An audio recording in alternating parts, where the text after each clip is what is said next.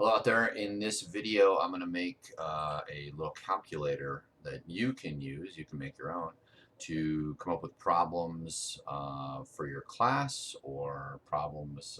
You can solve problems too. So this is using the simple spending multiplier and the simple tax multiplier. So we've got MPC, the marginal propensity to consume, which is the additional amount of consumption based on an additional amount of income. So that one's 0.75. What happens to real GDP if the government increases spending by 10 million? And then down here, what happens if government decreases taxes by 10 million? Okay, so we're going to plug in this number here.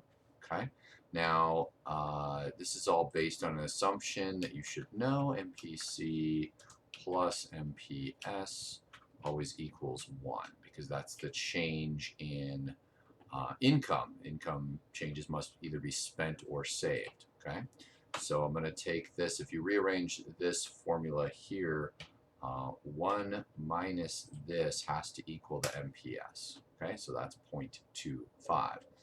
All right, now the spending multiplier, it comes from the amount of additional income that's created that gets spent all through the economy. So the way to figure that out is it's just 1 over 1 minus MPC, but in this case, 1 minus MPC is the MPS, so really you can just shortcut this and it's just 1 over MPS. So in Excel or in Google Sheets, you want to hit equals, and it starts a formula, so it's 1 divide by whatever this is, and I want to lock that cell, so I'm going to hit F4 on my keyboard. You can also just put in dollar signs right there, locks that key. So spending multiplier is 4. Okay, so here I've got the change in policy is $10 million, and if I get the right number of zeros, I can do that. So these two guys, actually these 4 guys, will be all in dollar signs.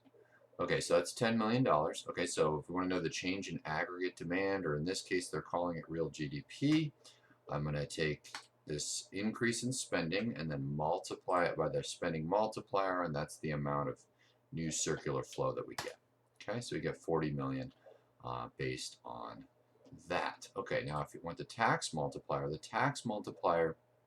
is negative MPC, so it's this, we'll put this in parentheses, times -1, okay, divided by the MPS, okay, so we get -3, okay, and so the reason that that number isn't as high, you probably know this, is that when you cut taxes, the households can actually they can actually save some of that money.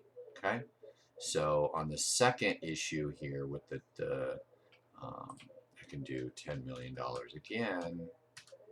That's only $1 million. What I can do is I can go 10 million. Oh, and this is a tax. Well, that was a tax increase. We want to decrease taxes, so we'll actually do that negative.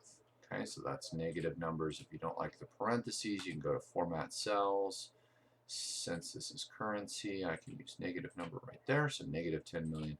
So I'm going to take this tax cut and multiply it by this amount here, and I want to lock that guy in right there. Okay, so this is the tax issue, and then this is the spending issue. Okay, so we now made this little calculator. Right? Did I lock that one on?